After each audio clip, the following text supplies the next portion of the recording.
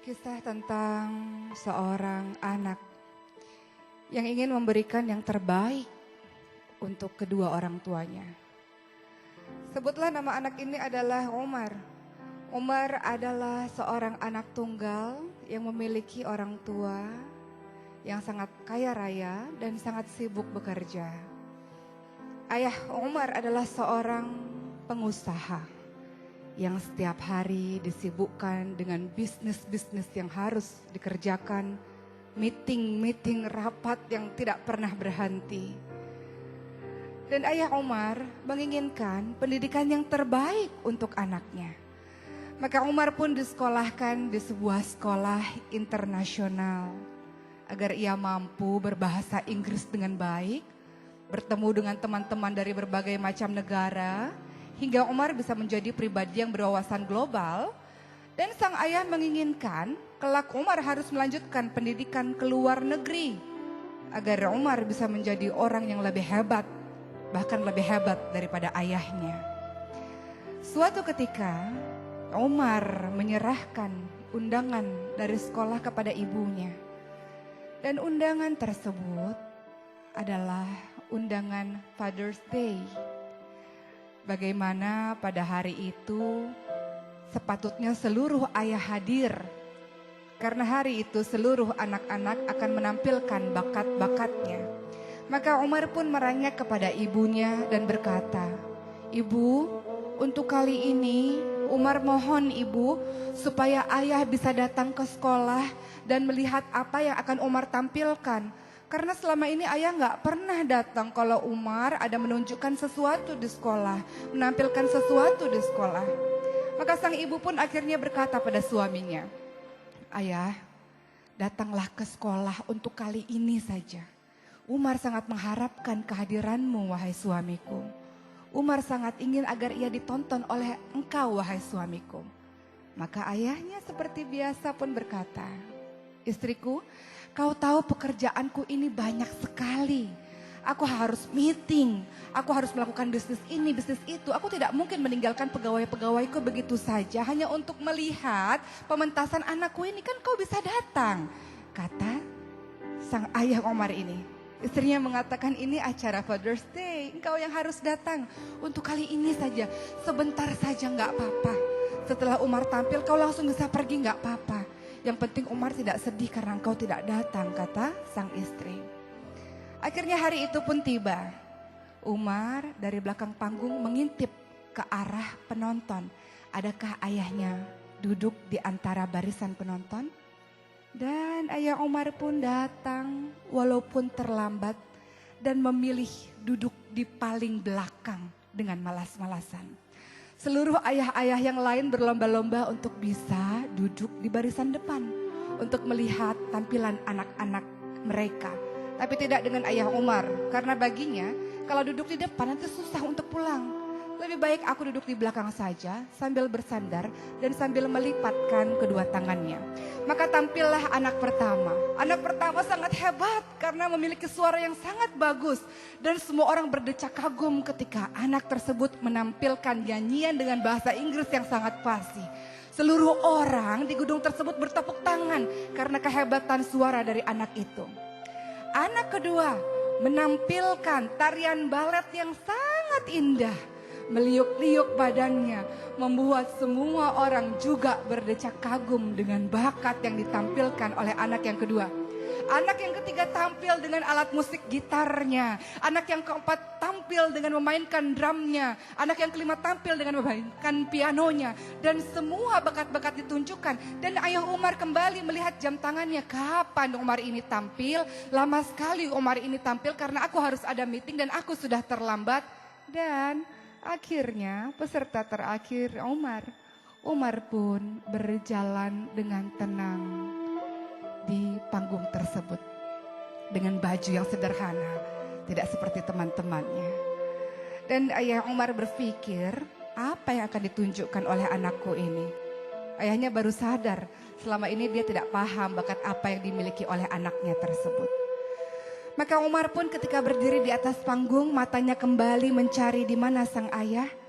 Ketika ia melihat ayahnya duduk di barisan belakang, Umar tersenyum dan mengatakan kepada pembawa acara, "Bolehkah aku memanggil Ustadz Asep?" kata Umar.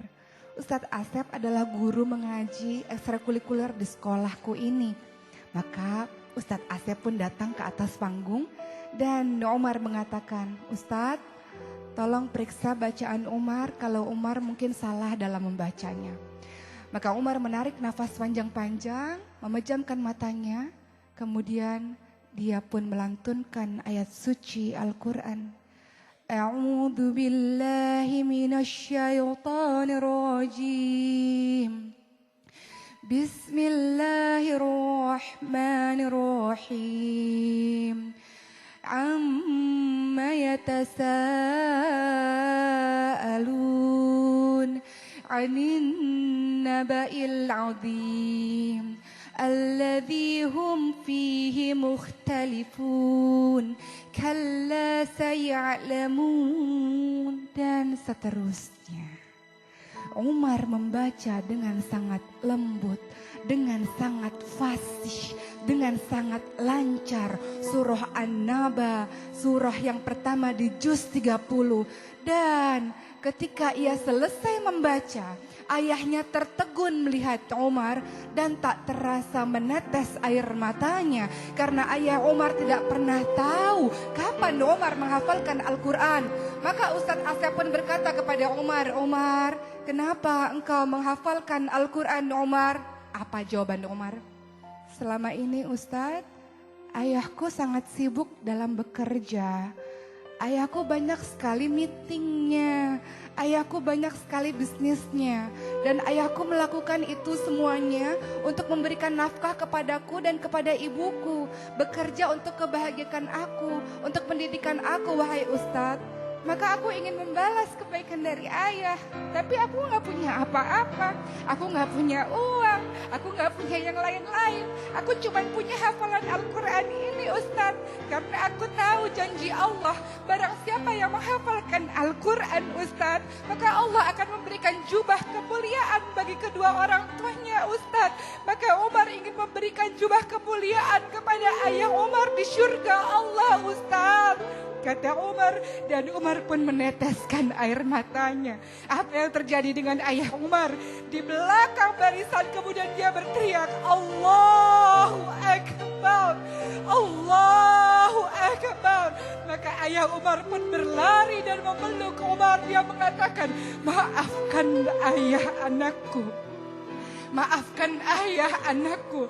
Selama ini ayah berpikir untuk masa depanmu 20 tahun, 30 tahun lagi yang akan datang. Ayah berpikir kau harus mendapatkan pendidikan yang terbaik, kau harus fasih dalam bahasa Inggris, kau harus hebat dalam urusan dunia. Tapi ayah tidak pernah mengajarkanmu Al-Quran anakku. Ayah tidak pernah mengajarkan kamu agama anakku. Ayah berpikir masa depanmu di dunia, tapi ayah tidak berpikir masa depanmu di akhirat anakku. Tapi kau yang berpikir tentang akhiratku, wahai anakku, maka terima kasih anakku," kata sang ayah ini yang tak bisa membendung lagi air matanya. Dan seluruh penonton yang ada di barisan bergemuruh, mereka mengucapkan takbir, "Allahu Akbar, Allahu Akbar, Allahu Akbar." Dan bergemuruhlah takbir di seluruh barisan itu. Mereka berdecak kagum dengan seorang anak yang memiliki bakat yang mungkin bagi sebagian orang sudah mulai dilupakan. Apa itu? Al-Quran. Al-Quran yang sudah dilupakan oleh sebagian masyarakat sekarang. Mereka menganggap bisa menjadi orang hebat kalau menguasai urusan-urusan dunia. Tapi mereka mengabaikan Al-Quran. Mereka lupa di hari akhir nanti yang pemberi syafaat adalah Al-Quran. Mereka lupa di akhir nanti kedudukan mereka di akhirat kelak berdasarkan ayat yang mereka hafalkan. Mereka lupa tentang keutamaan dari Al-Quran. Maka belajarlah dari sosok Umar. Apa yang Umar katakan kepada ayahnya? "Ayah, gak apa-apa ayah. Ayah sibuk bekerja karena ayah memikirkan Umar dan ibu. Gak apa-apa ayah.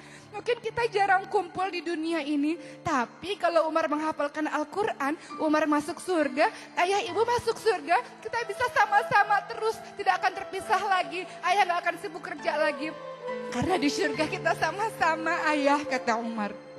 Lihat, seorang anak penghafal Al-Quran Inilah seharusnya yang menjadi cita-cita kita, wahai orang tua. Wahai orang tua yang mengagungkan pendidikan-pendidikan dunia dan melupakan Al-Quran. Inilah seharusnya yang kita tanamkan kepada anak kita. Bukankah Allah mengingatkan kepada kita, ku anfusakum wa ahlikum naro, jagalah dirimu dan keluargamu dari api neraka. Bagaimana caranya? Salah satunya, berikan anak kita pendidikan Al-Quran. Hiasi hati mereka dengan Al-Quran, hiasi lisan mereka dengan Al-Quran, hiasi perilaku mereka dengan Al-Quran.